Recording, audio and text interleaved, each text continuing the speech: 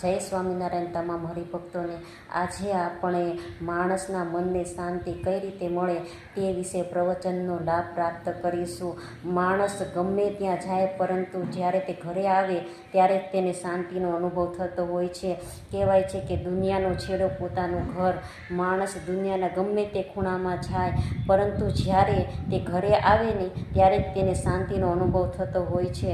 પરંતુ આજના આ આધુનિક યુગમાં માણસ જ્યારે ઘરે આવે છે ત્યારે તેને શાંતિનો અનુભવ થતો નથી અને અશાંતિનો અનુભવ થતો હોય છે. તેવું વાતાવરણ ઊભું થતું હોય છે ઘરમાં. પરંતુ આપણા ઘરને સ્વર્ગ કઈ રીતે બનાવવું અને ઘરમાં શાંતિનો અનુભવ કઈ રીતે થાય તે વિશે સુંદર પ્રવચનનો લાભ આપણને પૂજ્ય વિવેકનિષ્ઠ સ્વામી આપશે. તો આ ચાલો વિવેકનિષ્ઠ સ્વામીના મુખેથી કથા વાર્તાનો લાભ. પુરુષોત્તમ મહારાજની જય. ગુણાતીતાનંદ સ્વામી મહારાજની જય. પ્રમુખ સ્વામી મહારાજની જય. મહંત સ્વામી મહારાજની જય. પ્રમુખ સ્વામી મહારાજ શતાબ્દી મહોત્સવની જય. ગુજરાતીમાં એક કહેવત પડી છે કે પૃથ્વીનો છેડો એટલે ઘર કહેવાય. કારણ કે માણસ સમગ્ર દુનિયામાં ગમે ત્યાં વિચરણ પોતે કરે, પરંતુ જ્યારે પોતાના ઘરની અંદર પાછો આવે ત્યારે એને જે શાંતિનો અનુભવ થાય એવો ગમે તેવી બહારની 5 સ્ટાર હોટલમાં કે દેશ વિદેશની અંદર આ પ્રકારનો અનુભવ નથી થતો. એટલા માટે ઘર એ સમાજનું એક અવિભાજ્ય અંગ છે, એક ઘટક છે. પરંતુ આજે સમાજની અંદર આધુનિકતાના વેગની અંદર આપણા ઘરની પરિસ્થિતિ એવી થવા માંડી છે કે જે ઘરમાં આવવાથી હાશનો અનુભવ પ્રાપ્ત થવો જોઈએ, ત્યાં આગળ આજકાલ આપણને ત્રાસનો અનુભવ થાય છે. ઘરની નામ ઘણી વખત આપણે રાખ્યું હોય ઉલ્લાસ, બહુ જ મોટા અક્ષરથી લખ્યું હોય ઉલ્લાસ, પરંતુ અંદર રહેનારા બધાના જીવન ઉદાસ જેવા થઈ ગયા હોય. ક્યારેક ઘરને બહાર મોટા અક્ષરે આપણે બોર્ડ માર્યો હોય લીલા લહેર, ઘરનું નામ પાડ્યું હોય, પરંતુ દરેકના જીવન, આ ઘરની અંદર રહેનારા લોકોના જીવન ઝેર જેવા થઈ ગયા હોય છે. ક્યારેક જે ઘરની અંદર રોજ દિવાળી થવી જોઈએ, આજે રોજ હોળી સળગતી હોય છે. આવું વાતાવરણ ઘણી વખત થાય. ઘરમાં સુંદર મજાનો ચાકડો મઢાવીને રાખીએ, હોમ સ્વીટ હોમ, પણ આપણને અનુભવ હોય છે કે આપણા ઘર બધાના શીટ હોમ જેવા થઈ ગયા હોય. આ પ્રકારનો કેમ અનુભવ થાય? કારણ કે આધુનિકતાના વેગની અંદર આપણે ઘરને એક સાધન બનાવી દીધું. ઘર ફક્ત સલામતીનું કંઈ છાપરું નથી, એ ફક્ત 4 દિવાલ નથી, એ ખાલી પોસ્ટલ એડ્રેસ નથી કુરિયર રિસીવ કરવા અને બીજું કંઈ કામ કરવાનું. પરંતુ ઘરની અંદર રહેવાથી જે પરસ્પરના તાણાવાણાથી લોકો જો જોડાયેલા ન હોય તો એને ઘર ન કહી શકાય, એને ખાલી મકાન કહેવાય. ઇંગ્લિશમાં કહે છે કે house is built by hands but a home is built by hearts. કે એક ઘર જે બને, મકાન જે બને છે, એ મજૂરોના સાથ સહકારથી કે પછી શ્રમ યજ્ઞથી બને, હાથથી. પરંતુ એની અંદર એ મકાનને ઘરમાં પરિવર્તિત ક્યારે થાય? જ્યારે પરસ્પર એની અંદર રહેનારા માતા પિતા પુત્ર પરિવાર આ બધાના જીવનમાં પરસ્પર સંપની ભાવના, સંપ સુરદ ભાવ, મમતાનો ભાવ હોય. એ આજે લગભગ જોવા નથી મળતો. આજકાલ આધુનિક જમાનાની અંદર આપણે એટલા મિકેનાઇઝડ થતા ગયા, યાંત્રિક જીવન આપણું થતું ગયું કે ઘરની અંદર આપણે રહીએ છીએ ફક્ત ખાવા પીવા ભેગા ભેગા થઈએ જ. ઘણી વખત તો આજકાલ પહેલા કેવું થતું કે લોકો ઘરની અંદર જમતા બહાર ખાડે જતા. આજે ઊંધું થવા માંડ્યું વિદેશોમાં અને ભારતની અંદર પણ, કે બહાર હોટલોની અંદર ખાઈએ છીએ આપણે અને ઘરે ફક્ત લોકો સંડાસ કરવા માટે, સુવા માટે આવતા હોય છે. કેટલા દિવસ સુધી ઘરની અંદર પતિ પત્ની બાળકો વચ્ચે બોલવાનો વ્યવહાર નથી હોતો. ઘરમાં કર્ફ્યુ જેવું વાતાવરણ ઘણી વખત હોય. એટલે આજકાલના ઘર ધર્મશાળા જેવા થવા માંડ્યા, હોટલો જેવા, કે જેની અંદર દરેકના રૂમ જુદા જુદા હોય, દરેક પોતપોતાના ટાઈમે આવે અને ફ્રીજમાંથી ઠંડુ ભોજન લઈને ઓવનમાં ગરમ કરીને પોતપોતાની રીતે ખાઈ લે અને ઘરની સ્ત્રી વેઇટરની જેમ ડાઇનિંગ ટેબલ ઉપર બધાને પીરસતી રહે. કેટલા દિવસો સુધી કેટલા એકબીજા સાથે બોલવાના વ્યવહાર નથી હોતા. આજકાલના ઘર ઘણી વખત સ્મશાન જેવા થવા માંડ્યા, કે જેમ સ્મશાનની અંદર પણ શાંતિ હોય પણ એક પ્રકારની ભયજનક શાંતિ હોય છે, એમ આજકાલના ઘરની અંદર પણ એક પ્રકારની ભયજનક શાંતિનું વાતાવરણ થવા માંડ્યું. મોનિટર થોડું કામ કરજો, આ મોનિટર થોડું કામ કરજો. એટલે આજકાલના ઘરનું વાતાવરણ આ પ્રકારનું થવા માંડ્યું. આપણે ઘરની અંદર કેટલી બીજી બધી વસ્તુઓનો ધ્યાન રાખીએ છીએ. ટીવી સેટ, સોફા સેટ હોય, ડાઇનિંગ ટેબલ પર જાત જાતના પેલા વાસણોનો સેટ, તપેલીનો સેટ, ચમચીનો સેટ, આટલું બધું વિવિધ પ્રકારનું આપણે સેટ કરવાનું ધ્યાન રાખીએ છીએ. પણ ઘરની અંદર રહેનારા માણસોના જીવન સાવ અપસેટ થઈ ગયા હોય છે. ડિરેક્શન આમ બદલો, આ તમે છે ને પેલા માટે કીર્તન માટે ગોઠવ્યું, આમ કરો, આમાં આ મોનિટર મારી તરફ કરો. તો માણસોના જીવન સંપૂર્ણ અપસેટ થઈ ગયા એ પ્રકારનું ઘરનું આજે વાતાવરણ થવા માંડ્યું. એટલા માટે આજે આધુનિક જમાનાની અંદર અત્યંત જરૂરી છે કે ઘરનું વાતાવરણ આખું બદલાય.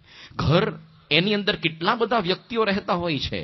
પતિ પત્ની રહેતા હોય, સાસુ વહુ, દેરાણી જેઠાણી, પુત્ર પરિવાર, આ બધા વચ્ચેનો સુમેળ આજે ધીરે ધીરે ખલાસ થવા માંડ્યો. તો ઘરની અંદર જે કંપ થાય, સંસ્કાર કંપ કે સંપનો કંપ થાય, એ આખા ઘરને ધ્રુજાવી નાખે. કદાચ બહાર બહુ મોટો ભૂકંપ થાય, એ આપણને નથી નડતો. ઘરમાં કંઈક પેલી તિરાડ પડતી હોય છે ભૂકંપની અંદર, એ કદાચ સંધાશે. પરંતુ પરસ્પરના જે આદમીઓ વચ્ચે જે આ સંપનો કંપ પડે છે, એ તિરાડ ક્યારેય પૂરાતી હોતી નથી. બહાર ગમે એટલા રસ્તા પર પથ્થર પડ્યા હશે, એ આપણને ક્યારેક નથી નડતા હોતા. પરંતુ આપણા પેટની અંદર એક નાની પથરી પડી હોય, એ આપણને હલબલાવી નાખે છે. બહાર ગમે એટલા ફોતરા પડ્યા હોય, એ નથી નડતા. આંખમાં એક સામાન્ય કણું પડ્યું હોય, એ આપણને ચેન લેવા નથી દેતું. એમ જ્યારે ઘરની અંદર પ્રશ્ન આવીને ઉભા રહેશે, એ વખતે આપણને કોઈ બચાવી નહીં શકે. આજકાલ કેટલા બધા ઝઘડા ઘરની અંદર થવા માંડ્યા. પતિ પત્ની વચ્ચેના ઝઘડા, ભાઈ ભાઈ વચ્ચેના ઝઘડા. એક વખત બંને ભાઈની મિલકત એના પિતાએ વેચી દીધી. ખાલી એક પૂરી તળવાનો જારો એ લોકોની વચ્ચે રહ્યો, અને બંને એટલા બધા ઝઘડ્યા કે કોણ કોનાનો માલિક બને. મોટો ભાઈ કે હું રાખીશ, નાનો કે હું રાખીશ. ઘણી વખત વસ્તુનું કોઈ મૂલ્ય નથી હોતું, પણ આપણે એક પ્રકારના વટ ઉપર ચડતા હોઈએ છીએ. અને આ બંને ભાઈઓ કોર્ટની અંદર ગયા. દિવસો સુધી, આપણે ભારતમાં તો ખબર છે લાંબા લાંબા કેસ ચાલે, એટલે વર્ષો સુધી બધા કેસ ચાલ્યા. લગભગ 20 વર્ષ સુધી આ ચુકાદા બધા ચાલ્યા. અને એમાં બંને પક્ષની અંદર 2.5 લાખના ખર્ચા થયા વકીલોની પાછળ. અને છેલ્લે કોર્ટે શું ચુકાદો આપ્યો? એવું કામ કરો, ઝારાના 2 કટકા કરીને 2 ભાગમાં વેચી દો. હવે કોઈ મૂલ્ય નહોતું ઝારાનું, પણ વટને ખાતર બંને ભાઈઓની કેટલું બધું કોર્ટની પાછળ એ લોકોએ 2.5 લાખ રૂપિયા ખર્ચી નાખ્યા. પ્રમુખ સ્વામી મહારાજ એક વખત ખેડાની અંદર બદનામણી કરીને પસાર થતા હતા ખેતરોમાંથી, અને એ વખતે દ્રશ્ય સ્વામીએ જોયું કે 2 સગા ભાઈઓના ખેતર બાજુ બાજુમાં હતા, અને બંને જણા પોતે ખેતરના શેઢા માટે ઝઘડતા હતા. એક ખેતરના શેઢા માટે, થોડીક ઇંચ જમીન માટે. કઈ પ્રકારના માણસો દુનિયાની અંદર હોય છે. તો આ ભાઈ ભાઈના ઝઘડા ઘણી વખત તો આ ઘરની અંદર પ્રશ્નો આના સર્જાતા હોય છે. તમે જો મોટા મોટા કંપનીના માલિકો છૂટા પડે, અંબાણી બ્રધર્સ, અજંતા ક્લોકમાંથી સમય ક્લોક છૂટું પડે, આ એક ઘરનો કંપ આપણને હલબલાવી નાખે. ક્યાંથી જીવનની અંદર શાંતિ મળે? આજે ઘરની અંદર કેટલા બધા સાસુ વહુના ઝઘડા. કહેવાય છે કે આદિ વેર ઘંટીને ઘઉં, એમ આદિ વેર સાસુને વહુ. અભિનવ શાસ્ત્ર લક્ષણ મુજબ લખ્યું છે કે કદાચ બજારની અંદર તમને એવું દ્રશ્ય જોવા મળે કે સાસુ અને વહુ ભેગા ચાલ્યા જાય છે, તો તમારે સમજવું કે વહુ હમણાં નવી નવી આવી હશે ને એટલે. વહુ નવી નવી આવી હશે એટલે. એક વખત એક નવી વહુ ઘરની અંદર પરણીને આવ્યા.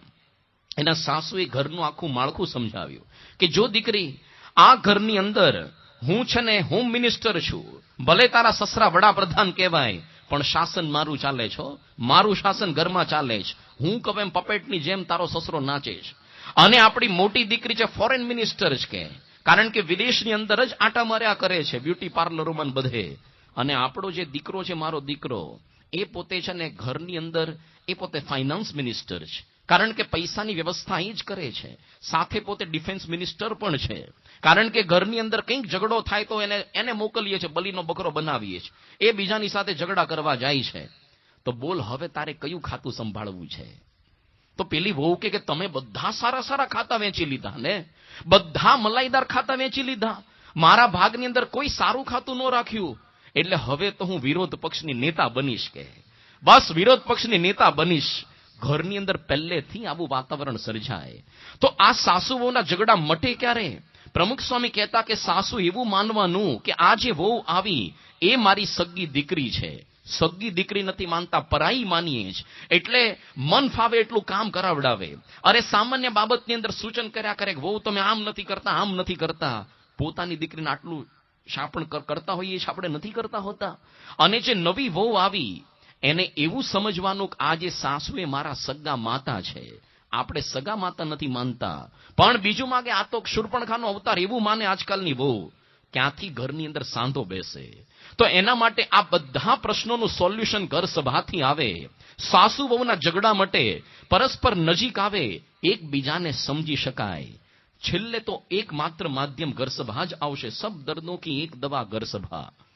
જ્યારે રામાયણની અંદર સીતા માતાનો સ્વયંવર થયો, જનક રાજાના દરબારનું ધનુષ્ય રામ ભગવાને તોડ્યું અને સીતા માતા જ્યારે વિદાય લઈ રહ્યા હતા એ વખતે એમના માતૃશ્રી સુનૈનાજીએ કેવો સુંદર ઉપદેશ આપ્યો. આપણને લાગે કેમ 21 લાખ વર્ષ પહેલાનું રામાયણ વાંચવાનું?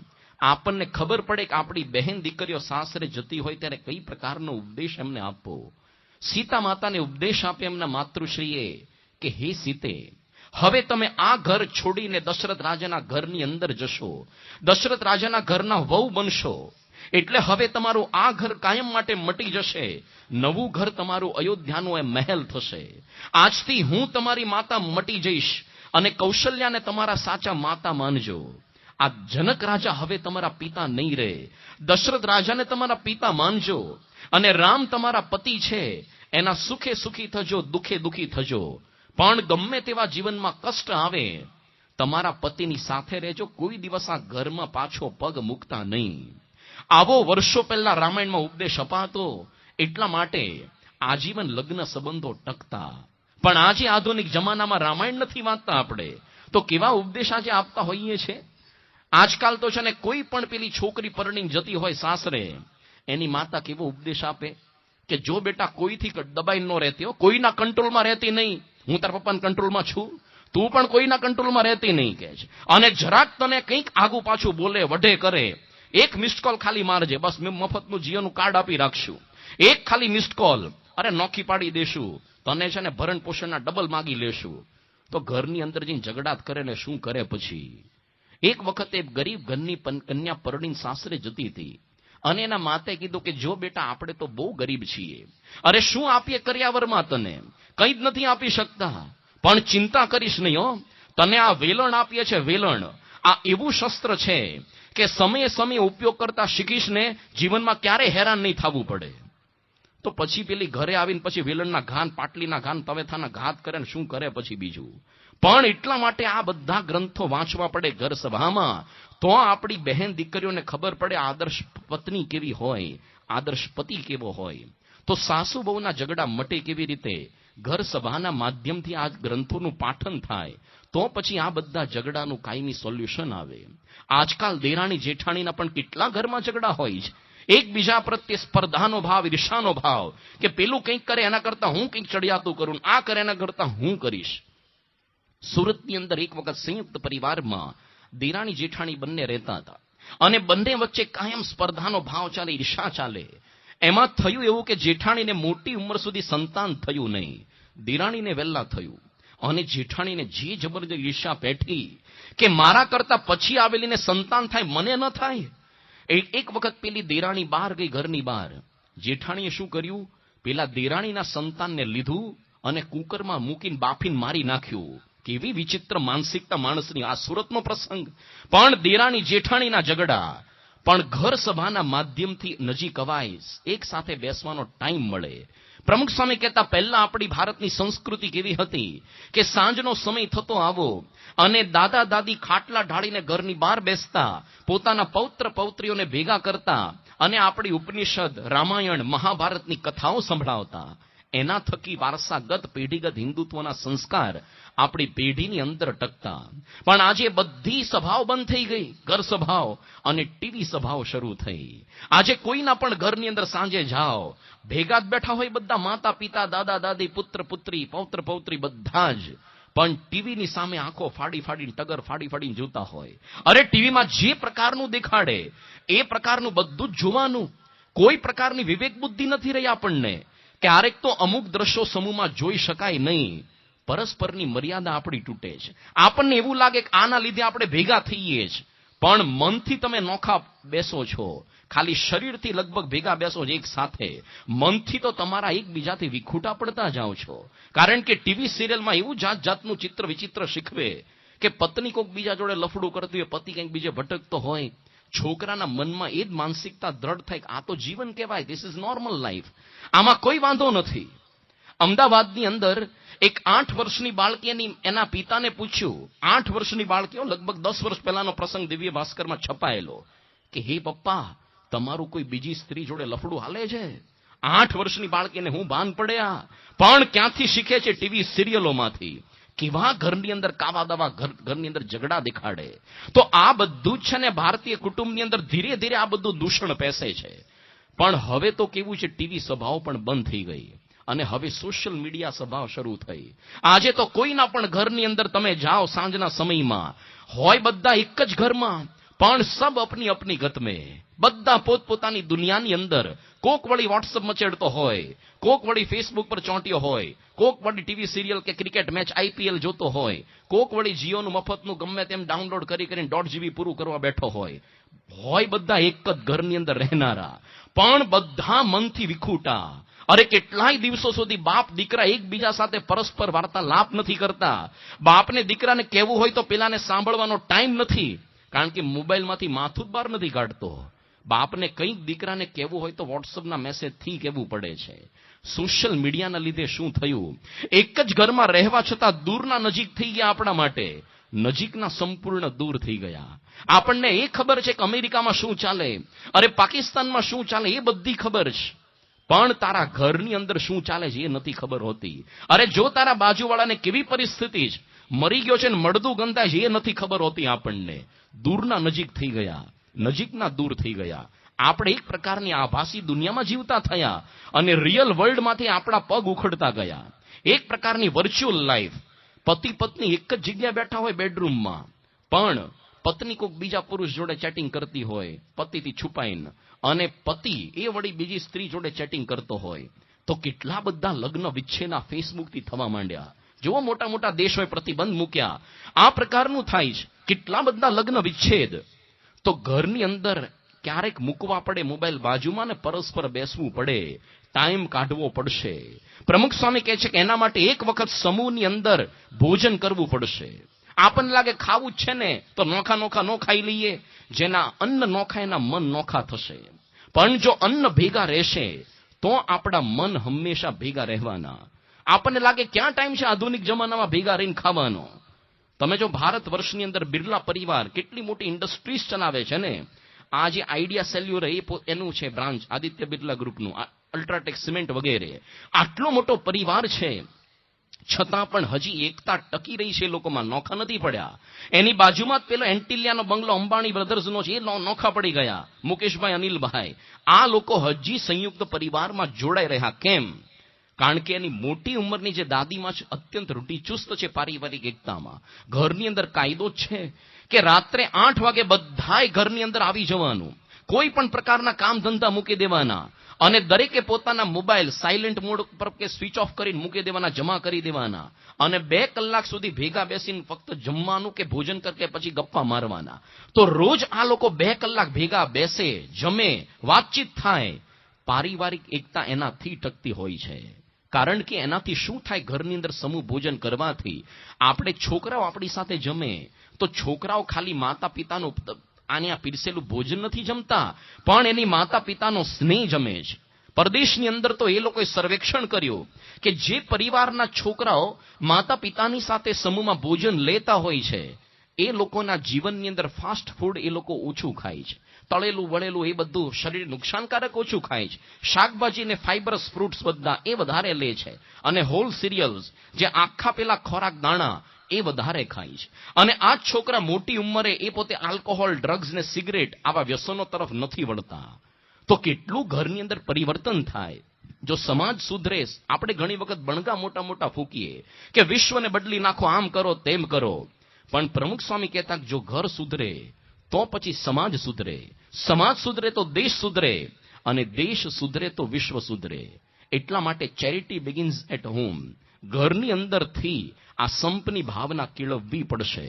તો આ પ્રકારે ભારત વર્ષની આપણી સંસ્કૃતિમાં આપણે બધું ભૂલતા ગયા.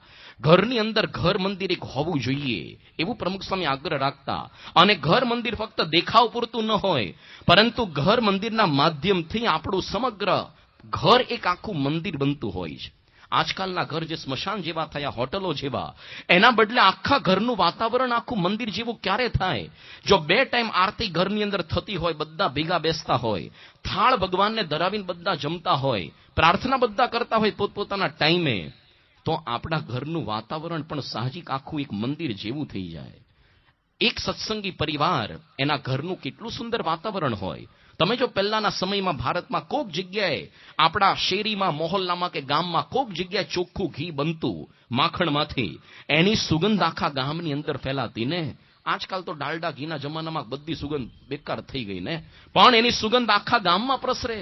અરે કોક જગ્યાએ કમોદ ભાત રંધાતો હોય તો બાજુવાળા ઘરને પણ ખબર પડે કે અહીંયા આ પ્રકારનો ભાત રંધાય છે. એમ સત્સંગી પરિવારની સુવાસ એ આખા ગામની અંદર, શહેરની અંદર પ્રસરે. એ કુટુંબની અંદર સવારે વહેલા ઉઠીને બધા પ્રાર્થના કરતા હોય, પ્રાર્થના કરીને પછી ઉઠે, ત્યાર પછી પોતે પૂજા પાઠ કરે, નાઈ ધોઈને પછી બધા એકબીજાને પગે લાગીને જય સ્વામિનારાયણ કહે. સવારના પહોરની અંદર ફિલ્મી ગાયનોનો એનો ત્યાં હોય નહીં, પણ પ્રભાત ત્યાં ગવાતા હોય. ત્યાર પછી ભોજન કરતા પહેલા પણ સ્વામિનારાયણ કે પછી બોલીને, શ્લોક બોલીને ભોજનનો પ્રારંભ કરવાનો.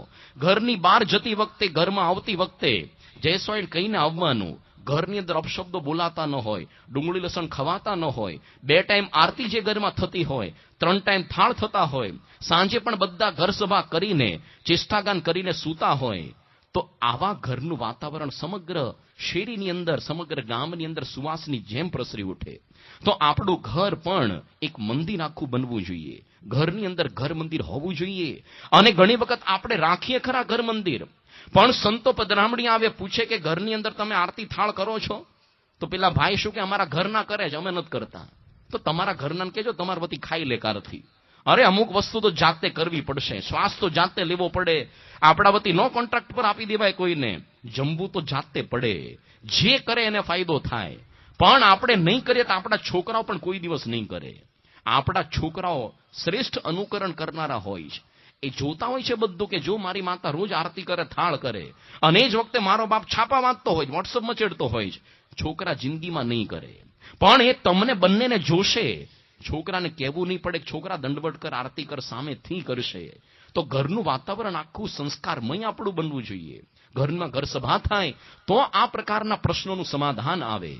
આજે મોટા ભાગના પ્રશ્નો પતિ પત્નીના ઝઘડાના હોય છે, કારણ કે આપણે લગ્ન તો કર્યા, પણ સ્વાર્થથી આપણી આખી દુનિયા છે. ક્યારેક એકબીજા પ્રત્યે મમત્વ જ નથી હોતું, અને એ મમત્વના અભાવની અંદર આપણે ફક્ત છે ને સમજવા નથી પ્રયત્ન કરતા, એકબીજાની સાથે કોઈ દિવસ શાંતિથી વાર્તાલાપ નથી કરતા. આજકાલની પત્નીઓને હંમેશા પતિ તરફથી અપેક્ષા રહે, પ્રશ્નો રહ્યા કરે કે અમને વ્યવસ્થિત સમજતા નથી. અરે પોતાના સાસરિયા પક્ષને બહુ મહત્વ આપે છે, અમારા સંબંધી પિયરિયાઓને કોઈ દિવસ ગણકારતા નથી. અને ઘરની અંદર આડેધડ બધી વસ્તુઓ મૂકે છે. છોકરાઓને પણ જવાબદારી અમારા પર નાખી દે છે, અને વારે વારે સૂચન કર્યા કરે, આમ નથી કરતી તું, આમ નથી કરતી. આ પ્રકારની હંમેશા પત્નીઓને પોતાના પતિ તરફની એક પ્રકારની ફરિયાદ રહે. અને આજકાલના પતિઓને પત્ની તરફની કેવી ફરિયાદ હોય છે? અરે ઘરની અંદર માંડ શાંતિ માટે સાંજે આવીએ, પણ એટલી કચકચ કચકચ કરીને માથું દુખવી નાખતી હોય છે. છોકરાને અમારા વિરુદ્ધમાં ભરમાવે, વાતું કરે બધી, અને કંઈક રસોઈમાં સૂચન કરીએ, સીધી સલાહ આપે કે તમારી રીતે હોટલમાં જમી આવજો, જાઓ. સહેજ પણ સ્વીકારવું નથી અમારું કોઈ સૂચન. અરે કોઈ એને શોપિંગનો અનુભવ નથી, છતાં કેટલા બધા બિનજરૂરી ખર્ચા પોતે બેઠા બેઠા કર્યા રાખે, આવે દુકાનની અંદર ફાલતુ વસ્તુઓ લીધે રાખે. આ એકબીજા પ્રત્યેનું કેમ આટલા બધા પ્રશ્નો મનમાં ઊભા થાય છે? કારણ કે કોઈ દિવસ શાંતિથી બેસીને આપણે વાર્તાલાપ નથી કરતા. ઘર સભા એટલે કરવી પડે, એકબીજાને સમજી શકીએ શું મનની અંદર એકબીજા પ્રત્યે પ્રશ્નો ચાલી રહ્યા છે. પણ એક સામાન્ય વસ્તુ આપણે નથી સહન કરી શકતા. આજે તમે જો ઘણી વખત સામાન્ય જે છૂટાછેડા મોટા મોટા થાય, એની પાછળ કારણ તો બહુ સામાન્ય હોય છે. 2007ની સાલની અંદર ટાઈમ્સ ઓફ ઇન્ડિયા છાપાની અંદર સર્વેક્ષણ આવેલું કે જેટલા લોકો છૂટાછેડા લે છે, એના પ્રશ્નો જોવા જાવ તો કોઈ દમ નથી હોતો. પ્રશ્નો એવા હોય કે પેલા પતિને પંખો ચાલુ રાખીને સૂવો હોય, અને પેલા છે ને પત્નીને બંધ કરીને સૂવો હોય. પેલા પતિને છે ને ફર્નિચર આ દિશામાં ગોઠવવું હોય પૂર્વમાં, પેલાને ઉત્તરમાં ગોઠવવું હોય. પત્નીને ઘરનો છે ને લીલો રંગ ગમે, પેલાને પીળો રંગ ગમતો હોય. સામાન્ય બાબતોની અંદર છૂટાછેડા પર આવી જઈએ અને આ છૂટાછેડાની અંદર બિચારા બાળકો પીસાય. મોટા ભાગના દુનિયાની અંદર જે આતંકવાદીઓ કે પછી મવાલીઓ કે ડોન લોકો પાકતા હોય છે, એ બધા કેવા હોય છે? નાનપણની અંદર એના માતા પિતા છૂટા પડ્યા, બાળકો રખડી પડ્યા અને એ લોકોને નાનપણની અંદર કોઈએ મમતા સ્નેહ ન આપી. એમાંથી સમાજના એક અનવોન્ટેડ એલિમેન્ટ્સ, આ બધા અનસોશિયલ એલિમેન્ટ્સ ઉભા થતા હોય છે. તો ઘરનું વાતાવરણ ક્યારે સુધરે કે ઘરની અંદર પતિ પત્ની ક્યારેક ભેગા બેસે અને એકબીજા સાથે વાર્તાલાપ કરે. વાર્તાલાપ કઈ બાબતમાં? ભગવાનની બાબતો, એકબીજાના મનનું સમાધાન થાય. પણ એકબીજા પ્રત્યે જાત જાતની ગેરસમજ લઈને આપણે ફર્યા કરતા હોઈએ છીએ. એક વખત એક ઘરની અંદર નવી વહુ પરણીને આવ્યા. હવે જે ઘરની અંદર આવ્યાના પતિ તો બહુ જ પૈસે ટકે સમૃદ્ધ સુખી હતા, પણ એનો સ્વભાવ બહુ વિચિત્ર હતો. એટલે સવારના પોરથી પોતે ધમકી આપવાનું શરૂ કરે કે જો ગરમ પાણી બાથરૂમમાં હાજર કર નહીતર. અને વો બિચારી પારેવાની જેમ ફફડ્યો કે આ તો સીધો ધમકીની અંદર જ વાત કરે છે, આમ કર નહીતર. પછી કહે છે ચલ નાસ્તો ગરમા ગરમ ટેબલ પર લાવી દે નહીતર. વહુને થયું કે આ તો કેવો વિચિત્ર ધણી છે, જ્યારે હોય ત્યારે ધમકીમાં જ કહેવાનું. એટલે વહુ બિચારી ફફડતી હતી અને થયું કે શરૂઆતની અંદર ઇમ્પ્રેશન હારી રખાય, ચલો ફટાફટ કામ કરી દઈએ પછી જોયું જશે. અને એમ કરતા કરતા તો આખો દી ધમકીમાં જ પસાર થાય. 15 દિવસમાં તો દુબળી પાતળી થઈ ગઈ પેલી વહુ. એટલે બાજુની અંદર એક ડોશીમાં રહેતા હતા. એણે વહુને બેસાડી કે બેટા શું થયું તને? અરે તું આવી તો કેટલી સરસ તારી તબિયત હતી અને કેમ સાવ આવી દુબળી પાતળી થઈ? પેલી વહુએ કીધું મારા સાસુ કેવી વિચિત્ર છે, જો શૂર્પણખાના અવતાર જેવી છે. આ પેલી શું મારી કહે છે કે આ મારો પતિ કેવો વિચિત્ર છે કે સવારના પોરથી ધમકીમાં જ વાત શરૂ કરે કે ગરમ પાણી કરી દે નહીતર, ગરમા ગરમ રસોઈ તૈયાર રાખ નહીતર. ધમકીમાં જ બધી વાતો કરવાની. એટલે હું તો ફફડે રાખું છું. સાસુ કે હવે એવું કરજે, કાલે તારો ધણી એવું કહે ને કે ગરમ પાણી કરી દે નહીતર, તારે પૂછવાનું નહીતર હું કરશો જાઓ. તો ઓલી કે હાલે આવું સાસુમાં હું કહો છો તમે, આવું ન કહેવાય. કે બાજુવાળા ડોશીમાને કીધું કે આવું થોડું કહેવાય કે ચિંતા ન કર, મને 50 વર્ષનો અનુભવ, કાંઈ નહીં થાય, જા 50 વર્ષનો અનુભવ છે, કશું જ નહીં થાય. પેલીની હિંમત આવી ગઈ, ઓહો આ ડોશીમાને 50 વર્ષનો અનુભવ છે તો આપણે હું વાંધો જ કે. તો બીજા દિવસે એના ધણીએ સીધી ધમકી આપ્યો, એ ગરમા ગરમ પાણી મૂકી દે નહીતર. અને વોવે તો ડોશીએ શીખવાડ્યું તો એને ધડ દઈને કીધું નહીતર હું કરશો જાઓ, કાંઈ નહીં ઠંડા પાણીએ નાહી લઈશ. અલા પહેલેથી કેવું તું ને. પણ ક્યારેક છે ને આપણે એ વ્યક્તિ બોલે છે ખરા વાણી, પણ એની પાછળ આવો મર્મ નથી, એ નથી સમજતા. કારણ કે કોઈ દિવસ શાંતિથી એકબીજા સાથે સ્વસ્થતાથી વાર્તાલાપ નથી થતો. એટલે મનની અંદર એકબીજા પ્રત્યે શંકા કુશંકા લઈને ફર્યા કરે. અરે આ શંકાનો કીડો કેટલા મોટા મોટા ઘરને તોડી નાખ્યો.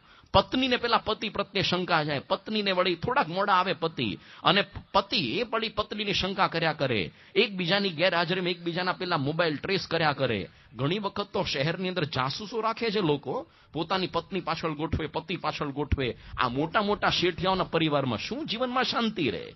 હવે જેની સાથે આજીવન રહેવાનું છે તમારે પતિ પત્નીને એકબીજા સાથે, આવી શંકા કર્યા કરો તો શું એના લગ્ન કરવાનો અર્થ શું રહ્યો તમારે? તો ઘણી વખત ફાલતુ શંકા હોય, સાવ ખોટે ખોટી. એક વખત એક ઘરની અંદર સવારના પોરની અંદર એક છોકરો હતો અને નીચેથી એક રમકડા વાળો નીકળ્યો, રમકડા વેચવા. અને પેલા છોકરાએ એને પિતાને કીધું પપ્પા મારે છે ને મને 100 રૂપિયાની નોટ આપો, જો પેલું મને છે ને રમકડું જોઈએ છે. એનો બાપ કે નહીં મળે, જા થાય કર લે, તારે રોજ જાત જાતના ખર્ચા કરવા નહીં મળે. છોકરો કે જો પપ્પા મને તમે 100 રૂપિયા નહીં આપો તો સવારે મમ્મી દૂધવાળાને શું કહેતી હતી તમને નહીં કહું, જા. અને એના પેલા પિતાને શંકા ગઈ, ગલ્યા મારી પત્ની દૂધવાળાને કંઈક કહેતી હતી તોય કીધું કે ના નહીં મળે, જા થાય કર લે, નથી સાંભળવું મારે, જા. પછી તો ઓલો ગયો નોકરી કરવા એના પોતાના ઓફિસમાં. અને હવે તો એના મનની અંદર શંકાનો કીડો સળવળે રાખે, અલ્યા મારી પત્ની સવારના પોરમાં અને પાછા દૂધવાળાને કંઈક કહેતી હતી કે. એટલે આખી દિવસ એને ચેન પડ્યું નહીં. સાંજે પોતે વહેલો પાછો આવી ગયો, 4 વાગ્યાનો, 6 વાગ્યાનો ટાઈમ પૂરો થવાનો, વહેલો આવી ગયો પાછો ઘરમાં. અને દીકરાને બેહાડ્યો, અહીંયા બટા જો ખોળામાં બેસ. બહુ વહાલ કર્યું અને સીધી 1000ની નોટ કાઢીને આપ્યો, લા લે લઈ જા 1000ની નોટ, ગમે તે જેટલા રમકડા ખરીદી લાવ જા. પણ બેટા હવે મને બતાવ, સવારે તું જે વાત કરવાનો હતો ને કે તારી મમ્મી દૂધવાળાને કંઈક કહેતી હતી ને? પેલો કે હા કહેતી હતી. કે શું કહેતી હતી? જલ્દી બોલ, ચાલ જલ્દી બોલ કે છે. પેલો છોકરો કે ઓહો પપ્પા એ તો એવું કહેતી હતી ને કે કાલથી છે ને દૂધમાં પાણી નાખીશ ને તો બંધ કરી દઈશ દૂધ તારું. એક ખાલી સામાન્ય શંકાની અંદર 1000 રૂપિયા આપવા પડ્યા લેવા દેવા વગરના. તો શંકાનો કીડો ઘણી વખત પરિવારને ખલાસ કરી નાખતો હોય છે. સામાન્ય શંકાનો કીડો. આપણે કોઈ દિવસ આપણા પત્નીની કદર નથી કરતા, પતિ પત્ની એકબીજાની. આપણે ફરિયાદ જ કર્યા કરે, તમે અઘરું કામ કરો છો, તમે સહેલું કામ કરો છો. એક વખત એક પતિ પોતે રોજ ખેતી કરવા જતા ખેતરની અંદર, એની પત્ની આખો દિવસ ઘરકામ કરે. રોજ સાંજે એ લોકો બબાલ કરે. પત્ની કહે કે તમારે બહુ સહેલું કામ છે, કે તમારે તો ખાલી જવાનું, રોટલા તો હું તમને આપી જાઉં છું, બપોરે એ સુઈ જાવ છો શાંતિથી, સાંજે પાછા આવો છો. મારે તો કેટલું અઘરું કામ કરવાનું છે, છાણ વાસી દઉં, ઘર ઢોર ઢાંખર રસોઈ.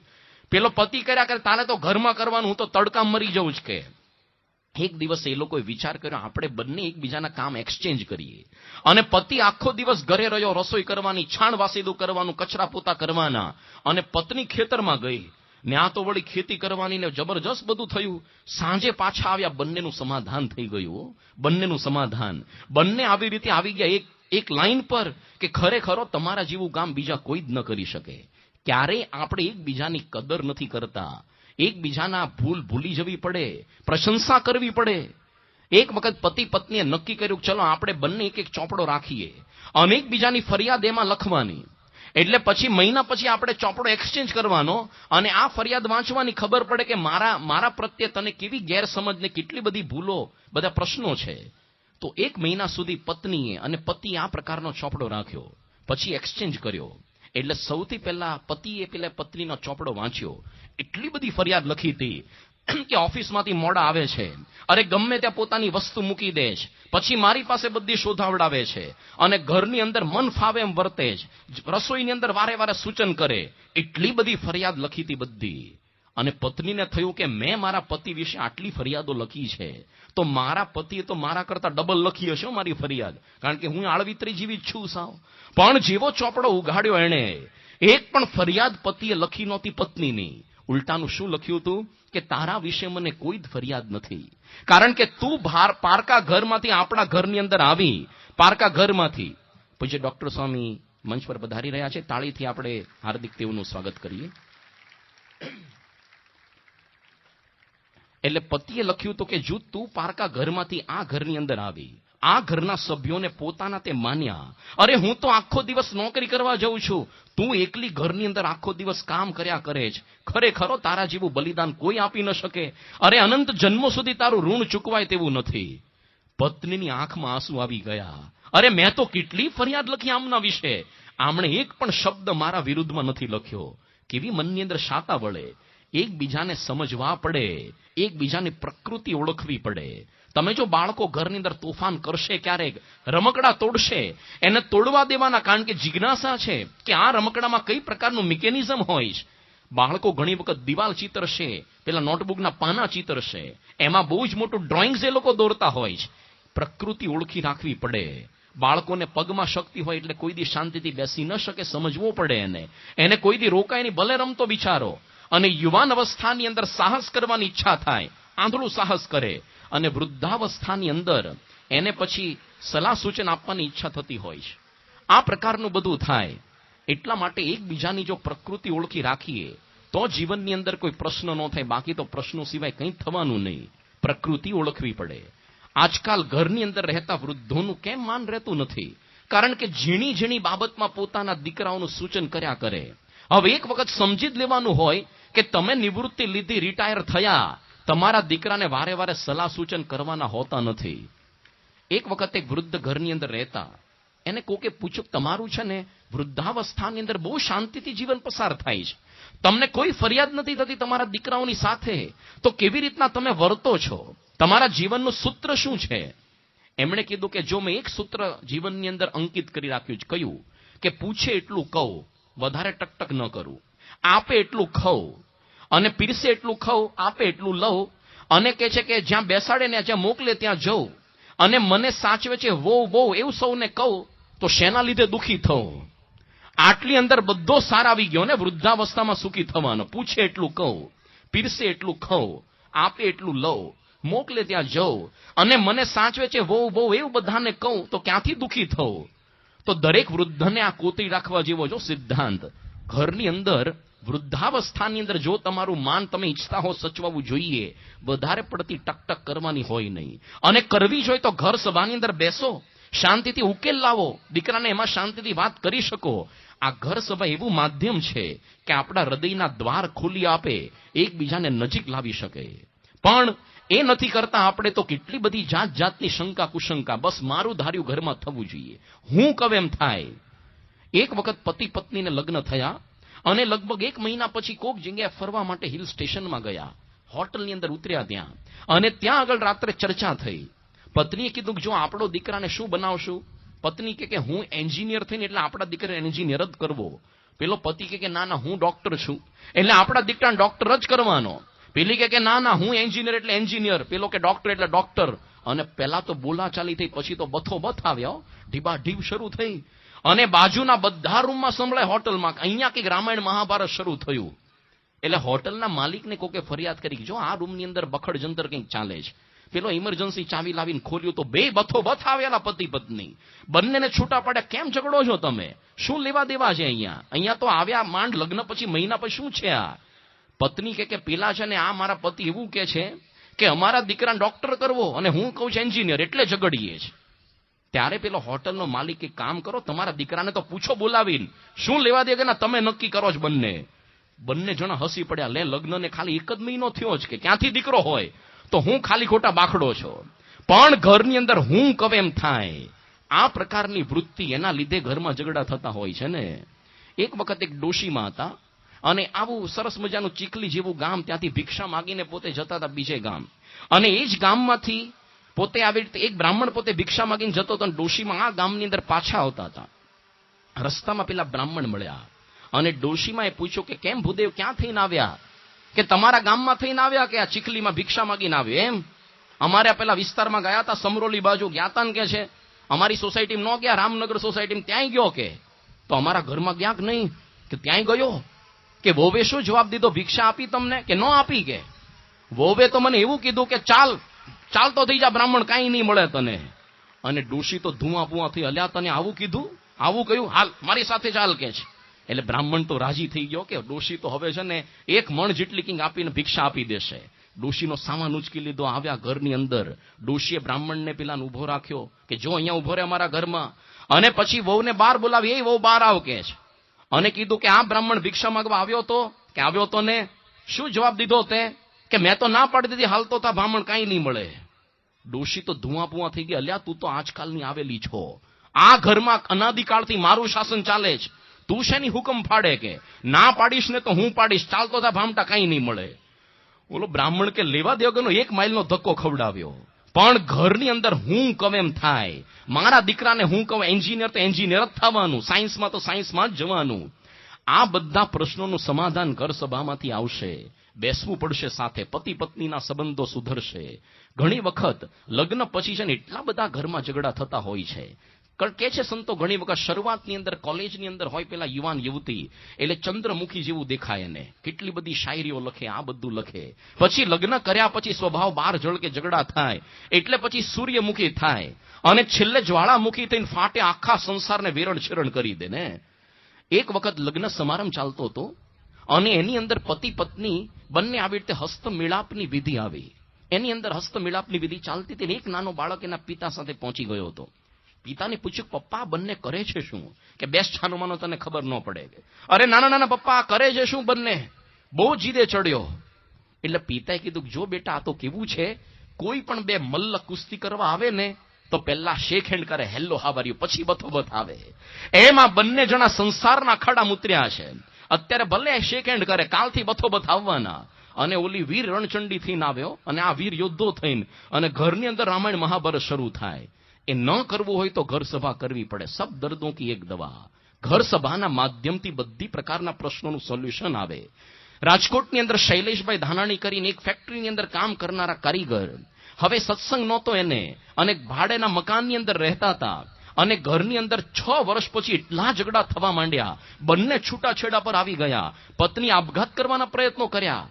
પણ એ વખતે બન્યું કે જે એના મકાન માલિક હતા એ વિનુભાઈ આપણા સત્સંગી હતા. એણે કીધું કે તમે કામ કરો, તમારે આટલા ઝઘડા થઈ છે ને, ઘર સભા શરૂ કરો. અમારા પ્રમુખ સાંઈ મહારાજે ઉપાય આપ્યો છે. અને શરૂઆતની અંદર આ પોતે શૈલેષભાઈ વાંચન કરે, ઘર સભામાં પત્ની બેસે નહીં. ધીરે ધીરે નજીક આવતી બેસતી ગઈ, ઘરના ઉંબરે બેસે, પછી નજીક આવી, પછી એટલો સુમેળ થઈ ગયો. આજે રાજકોટની અંદર બંને પાકા નિષ્ઠાવાન કાર્ય કરો છે. અરે કેટલા બધા ઘરને ભાંગતા બચાવ્યા છે આ ઘર સભાએ. તો પતિ પત્નીના ઝઘડાનું સોલ્યુશન આની અંદર આવે. પ્રમુખ સાંઈ મહારાજ એક વખત 1977માં મુંબઈની અંદર હતા અને બહુ જ મોટી પત્રની થપ્પી સ્વામી સામે પડી હતી. પત્ર લેખન સ્વામી કરતા હતા. એ વખતે સુરતના આપણા હરિભક્ત ધીરેન્દ્રભાઈ વીછીએ સ્વામીને પૂછ્યું કે સ્વામી, આ બધા પત્રો શેના છે? સ્વામી કે કોઈ મોક્ષની વાત નથી પૂછતું, બસ સંસારની રામાયણ, કે બસ અમારા પતિ પત્નીના ઝઘડા, આ પુત્રના ઝઘડા, આ બધી સંસારની રામાયણ જ બધી આવે છે. પછી સ્વામીને પૂછ્યું, સ્વામી તમે એવો કંઈક ઉપાય દેખાડો કે જેથી કરીને અમારા પ્રશ્નો આ લખવા જ ન પડે, અને કદાચ છે ને આ લખીએ તો પણ અમને સમાધાન મળી જાય, એવો એક માસ્ટર ઉપાય દેખાડો. પ્રમુખ સ્વામી કીધું, વર્ષોથી દેખાડ્યો છે કે જો સાંજના સમયે ઘરના બધા સભ્યો ભેગા થઈને થોડી જ્ઞાન વાર્તા કરે, ઘર સભા કરે, તો પ્રશ્ન જ ઉદ્ભવ ન થાય, અને કદાચ ઉદ્ભવ થાય તો એને સોલ્વ કરવાનું બળ મળે. આજે મોટો પ્રશ્ન શું છે? આપણા બાળકોને કેવી રીતના સંસ્કાર આપવા? કારણ કે અમુક ઉંમર પછી બાળકો તમારું નહીં સાંભળે. પણ ઘર સભા એવું માધ્યમ છે, પહેલેથી ફિટ કર્યું હશે બાળકોમાં, ઘર સભામાં બેસશે અને એ ત્યાં બેઠો હોય એ દરમિયાન ધાર્મિક કે ગ્રંથ વાંચન દ્વારા જે તમારે કહેવું હોય કહી શકશો. બાકી અમુક ઉંમર પછી આજના છોકરાઓ નહીં તમારું સાંભળે, અને નહીં સાંભળે, નાનપણથી સંસ્કાર નહીં આપો. પ્રમુખ સ્વામી કહે છે કે જો તમે તમારા સંતાનોને સંસ્કાર નહીં આપો તો તમારે સંપત્તિ અને સંતતિ બંને ગુમાવવાનો વારો આવશે. જુઓ, આજકાલ ચરોતરની અંદર અમુક જુવાનિયાઓ પોતાના એકબીજાની સાથે વાર્તાલાપ કરે, બીજાના મિત્ર સાથે, તો પોતે શું કે મારો ડોહો તો આવો વિચિત્ર છે, બાપને ડોહો કે કેમ, ક્યાંથી આવ્યું આ? આપણે નાનપણથી સંસ્કાર ન આપ્યા, મોટા થઈને પછી એ લોકો ઠેબે ચડાવશે તમને. એક વખત બંને પેલા છોકરાએ મિલકત વેચી લીધી, બાપ એકલો વધ્યો. મોટો કે હું ન રાખું, નાનો કે હું ન રાખું. પછી વિચાર કર્યો કે આપણે કંઈક સમાધાન ઉપર આવવું પડશે. એવું કરો, આપણા બાપને છે ને 5 માળની હવેલીમાં સૌથી ઉપર ટેરેસ પર ચડાવો અને ત્યાંથી પાડો નીચે. જો ચત્તો પડે ને તો મોટા દીકરાને ઘરે, ઊંધો પડે નાના દીકરાને ઘરે. એનો બાપ કે એના કરતા ભીખ માગીને પૂરું કરીશ. આજના છોકરા ઠેબે ચડાવશે તમને.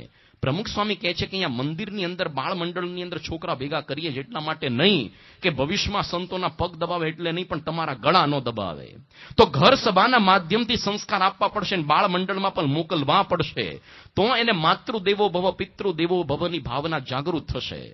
વડોદરાની અંદર હરિભાઈ ચૌહાણ કરીને હરિભક્ત, એની 8 વર્ષની દીકરી હવે કોઈ પણ કામ એની માતા ચિંતે સીધી નાક પાડી દે.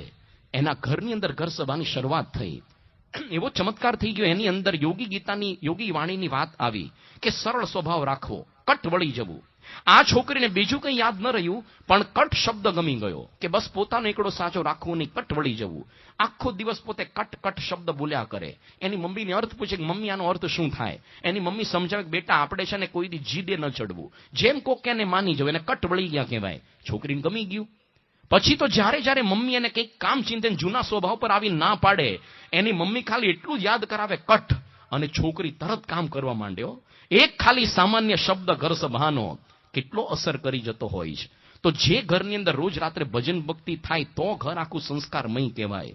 જે ઘર હરિકથા નહીં, સંત નહીં મિજમાના, તા ઘેર જમડા ડેરા દેવે, સાંજ પડે શમશાના. તમે જો ભાગવતની અંદર ઋષભદેવ ભગવાન રોજ પોતે ઘર સભા કરતા, પોતાના 100 પુત્રોને કહેતા કે હે દીકરાઓ, તમે આ છે ને ભૂંડ જેવા પંચ વિષય ભોગવવા માટે નથી ઉત્પન્ન થયા. દિવ્ય તપ કરો, તપો દિવ્યમ પુત્રકા યેન સત્વમ, જેનાથી તમારા આત્માની શુદ્ધિ થશે. એમાંથી સૌથી મોટા ભરત રાજા થયા, જે મોટી ઉંમરે રાજ્ય ત્યાગીને પોતે જતા રહ્યા, અને બાકીના જે 9 યોગેશ્વર થયા, એનાથી બીજા નાના 9 યોગેશ્વર, અને બાકીના 81 કર્મકાંડી બ્રાહ્મણો થયા. તો ઘર સભા કરવી પડે ઘરની અંદર. આજનો દેશ આપણો બિન સાંપ્રદાયિક છે.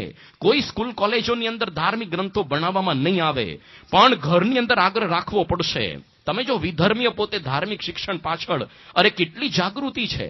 પરદેશની કોઈ પણ કોન્વેન્ટ સ્કૂલની અંદર બાઇબલની પ્રાર્થના બોલવી જ પડે.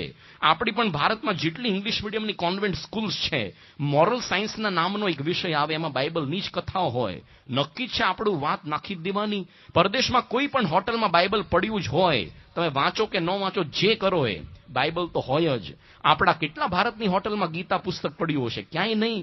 આજના માતા પિતાને એ ચિંતા છે કે મારો છોકરો બાયોલોજીમાં, ફિઝિક્સમાં સારામાં સારા ટકા લાવે, ડોક્ટર, એન્જિનિયર થાય. પણ આપણને કાંઈ પડી નથી. વચનામૃત વાંચે છે કે નહીં? રામાયણ ગીતા વાંચે છે કે નહીં? નાનપણથી આગ્રહ રાખવો પડશે. અમુક નાનો છોડ છે ને વાળીએ ત્યાં સુધી વળે, મોટો થઈને બટકી જશે. તો પહેલેથી આ ઘર સભા કરવી પડશે. છેલ્લું એક વાત કહીને પૂરી કરીએ. પ્રમુખ સ્વામી કહેતા કે સબ દર્દોं की एक दवा ઘર સભા કહેવાય. એની પાછળ એક સરસ બોધકથા છે. એક વખત ચીખલી જેવું ગામ રાખી આપણે. ચીખલી જેવું ગામ હતું અને એ ગામની અંદર ઘણા બધા લોકો રહેતા, રાજા પણ અહીંયા રહેતા. હવે એમાં એક વૈદ પણ હતા કે કોઈ પણ વ્યક્તિ એની પાસે કંઈક પ્રશ્ન લઈને જાય એટલે વૈદ એને કહે કે જો સબ દર્દો કી એક દવા હરડે ખાઓ, ચલો 500 ગ્રામ હરડે ખવડાવે કે તમારા બધા પ્રશ્નોનું સોલ્યુશન આવશે. એમાં વળી ચીખલી ગામનો એક વખત એક કુંભાર હતો, એનો ગધેડો ખોવાઈ ગયો. એટલે વૈદ પાસે ગયો કે વૈદ શું કરવું, મારો ગધેડો ખોવાઈ ગયો. કે જાઓ 500 ગ્રામ હરડે ખાઓ, ગધેડો મળી જશે. એટલે પણ કે શું કહો છો તમે, 500 ગ્રામ હરડેમાં કે ગધેડા મળતા હશે, ખાવ તો ખરા. એટલે પેલા રાત્રે હરડે લીધી પછી તો છે ને એને જે પ્રેશર આવ્યું, સવારમાં 2 વાગે સવારમાં ઉઠાડ્યો અને સીધો ભાગ્યો નદી કાંઠે ખાડે જવા માટે. તો ગધેડો ત્યાં જ ઉભો તો, ત્યાં જ ઉભો તો ગધેડો. પેલો તો મળી ગયો, ગધેડો રાજી થઈ ગયો અને satisfied customer is your best advertiser. આખા ગામમાં પ્રચાર કરવા માંડ્યો પેલો કે જો આ વેદ સારામાં સારો છો, આને છે ને આને જે દવા આપે ને બધી યોગ્ય છે. એટલે પછી તો એવું થયું કે એ ગામની અંદર જે રાજા હતો એની પત્ની રીસાણીને દૂર ભાગી ગઈ, પિયર જતી રહી. રાજા બિચારો આવી ગયો કે શું કરવું વૈદ સાહેબ, કે કામ કરો, રાજાને ડબલ ડોઝ, જાઓ તમે કિલો ખાઓ હરડે, તમારે તો કિલો ખાવી પડે. અલા પણ એમાંથી પત્ની પાછી આવે કે ટ્રાય તો કરો. અને રાજાએ કિલો હરડે ખાધી. બીજા દિવસે તો પછી લૂઝ મોશન થઈ ગયું એને અને 10 વખત ખાડે જવું પડે ને દુબળો પાતળો થઈ ગયો રાજા. વાયુ વેગે વોટ્સઅપ પર સમાચાર પ્રસરી ગયા કે રાજા હવે મરવાની અણી પર છે. રાણીને લાગ્યું છેલ્લે મોઢું નહીં દેખાડું તો લોકો માછલા ધોશે. કેવી વિચિત્ર રાણી ભટકાણી. હાલો ભલે કે ભલે મરી જ જવાનો છે ને ક્યાં એની સાથે કાયમ રહેવાનું છે, મોઢું દેખાડતા આવીએ. આવી ગઈ પાછી રાણી. રાજા કે કેમ આવી, કે બસ મોઢું દેખાડો, કાયમ રહી જા. રહી ગઈ, સમાધાન થઈ ગયું. રાજાએ જાહેરાત કરી કે સારામાં સારો કહેવાય આવે, લો મને 1 કિલો હરડે ખવડાવી. રાણી પાછી આવી ગઈ. પછી એવું બન્યું કે એ ચીખલી ગામ ઉપર બાજુના રાજાએ આક્રમણ કર્યું. હવે આ જે રાજા હતો ચીખલી, એની પાસે 1000 જ સૈનિકો હતા, પેલાની પાસે તો 5000 હતા. પણ સામેવાળાને ખબર નહોતી કે આ ચીખલીના રાજા પાસે કેટલા સૈનિકો છે. અને ચીખલી રાજાને ખબર હતી કે આપણી પાસે આટલા જ સૈનિકો છે. એટલે બિચારો મૂંઝાણો. એને કીધું કે વેદ પાસે ગયો, શું કરવું ભાઈ, જો પેલા પાસે 5000 સૈન્ય છે, આપણી પાસે 1000 જ સૈનિકો. એક કામ કરો, બધા સૈનિકોને 500 ગ્રામ હરડે ખવડાવો, જાઓ. એટલે બધાને ખવડાવી દીધી હરડે. હવે આ બાજુ છે ને પેલા રાજાએ ખબર નહોતી કે આની પાસે કેટલું સૈન્ય છે. એટલે જે નદી કાંઠે આ બધા સૈનિકો રહેતા, રોજ ત્યાં ખાડે જવા આવતા નદી કાંઠે, તો સામેના ઝાડ પર નદીના સામે કિનારે જાસૂસો ગોઠવ્યા કે આમાંથી રોજ માથા ગણો સવારે કેટલા ખાડે જવા આવે છે સૈનિકો. એના પરથી આ લોકોનું સંખ્યાબળ ખબર પડશે. હવે આ તો આગલી રાત્રે 500 ગ્રામ હરડે ખાધી હતી ને, બીજા દિવસે એક વ્યક્તિ 10 વખત ખાડે ગયો, 10 વખત. અને પેલા ઝાડ પર ગણતરી કરવા માંડ્યા, 1 2 3 10,000 થયા. રાજાને વોટ્સઅપ પર મેસેજ મોકલ્યા, ભાઈ આમાં તો 10,000 તો થઈ ગયા છો, હજી આવતા જ જાય છે, ખૂટતા જ નથી, એક પછી એક ખાડે જવા આવે જ રાખે જ. રાજા કે ભાઈ આપણે આના પર આક્રમણ નથી કરવું, એમ નામ જીતી ગયા. સબ દર્દો કી એક દવા હરડે. એમ પ્રમુખ સ્વામી કહેતા કે સબ દર્દો કી એક દવા ઘર સભા. પતિ પત્નીના ઝઘડા હોય, સાસુ વહુના ઝઘડા, દેરાણી જેઠાણીના ઝઘડા, ભાઈ ભાઈના ઝઘડા, માતા પિતા પુત્રના ઝઘડા, પણ કરીએ તો કંઈક ફાયદો થાય. તો આ વર્ષે આપણી સંસ્થાએ આખો પ્રોજેક્ટ ઉપાડ્યો છે. હમણાં જે 17 જૂન આવશે રવિવાર, આના પછીનો પ્રમુખ સાંઈ પ્રમુખ વર્ણિત દિન છે. ઘેર ઘેર ઘર સભાનું આયોજન. એ દિવસથી આપણે સંકલ્પ કરીએ કે આપણે સત્સંગીને ત્યાં તો હંમેશા ઘર સભા થવી જોઈએ. વિશેષ વાતો તો કાર્યકરો તમને કહેશે કેવી રીતના કરવું વગેરે, પણ કરશું તો આપણને લાભ થશે. આમાં પ્રમુખ સ્વામીને કોઈ લાભ નથી થવાનો, મહંત સ્વામીને કોઈ લાભ નથી. આપણું ઘર સુધરશે, એકતા રહેશે તો સમાજ સુધરે, સમાજ સુધરે તો દેશ, અને દેશ સુધરે તો વિશ્વ સુધરે. તો આજના દિવસે આપણે પણ પ્રાર્થના કરીએ કે આપણે પણ ઘર સભા હંમેશા આપણા જીવનમાં કરીએ. એવી બળ બુદ્ધિ શક્તિ મહારાજ સ્વામી આપણને આપે, એ જ એના ચરણોમાં પ્રાર્થના. શ્રી સ્વામિનારાયણ ભગવાનની